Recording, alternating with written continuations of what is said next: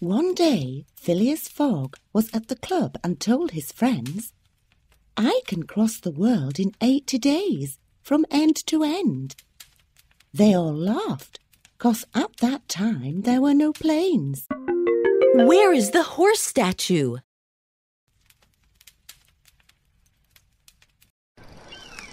Phileas Fogg immediately went off upon his trip, and with his good friend Passepartout, he got upon a ship.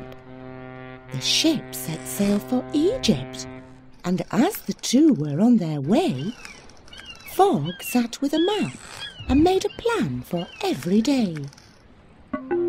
Something is missing. Something is missing. Move the missing pieces to their place and help complete the picture. Great! Nice going! Excellent! Amazing! In Egypt, they saw pyramids and the famous... Something is missing. Move the missing pieces to their place and help complete the picture. Great! Great! Nicely done! Extraordinary!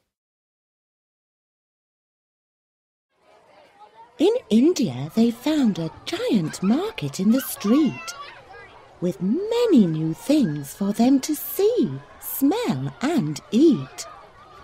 The people wore colourful robes instead of suits, and sold all kinds of spices and strange new fruits. But they had no time to try everything in sight.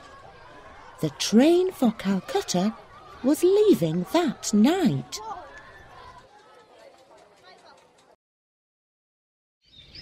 The train to Calcutta.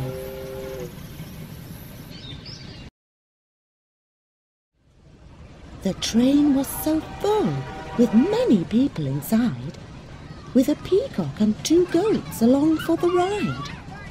But when Phileas picked up the paper, he read that the train was heading somewhere else instead.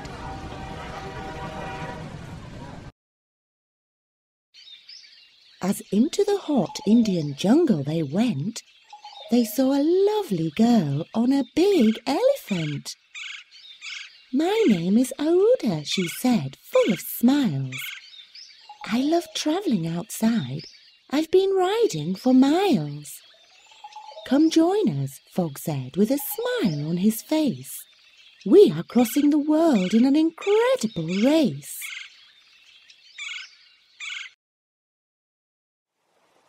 And so Aouda went to China with Fogg and Passepartout. And Aouda said to Fogg, "I really like you."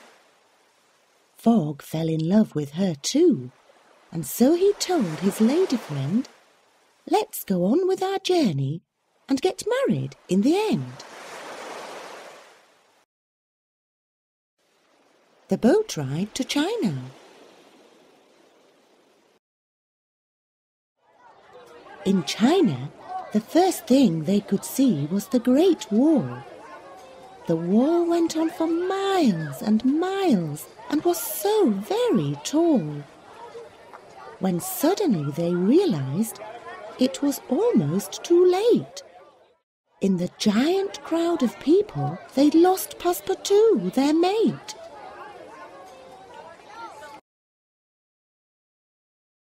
They searched all over China, looking for him everywhere, and continued to Japan, in hopes that Passepartout was there. In a village in Japan, people gathered all around. There they found Passepartout, learning how to be a clown. "I'm glad you found me," he said. "Now let's be on our way. For the journey's still long. Let's not wait another day."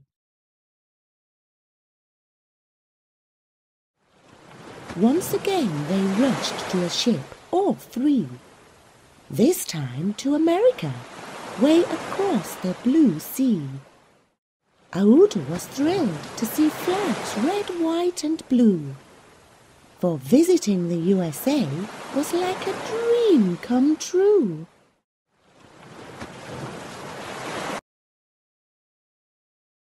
New York was hustle-bustle, many people walking by, and buildings that were so tall they could almost scrape the sky.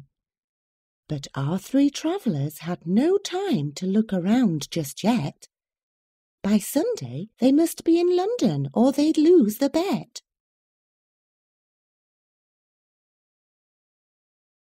In London, by Big Ben, the famous clock, Fogg told his friends, "I'm sad to say it's Monday, and here's where our journey ends. I may have lost the bet because we got here just too late. But I have found a better prize, Aouda, my soulmate." Then Passepartout said, "Fogg, you're wrong. Just read the morning news. The paper says it's only Sunday. Fogg, you didn't lose." They quickly ran off to the club to claim their rightful prize. And when the rich man saw them, he could not believe his eyes. In 80 days you went around the world and back again. He opened up his wallet and paid Fogg right there and then. The world is round, and that is why the rich man had to pay. 'Cause when you go around the world, you gain an extra day.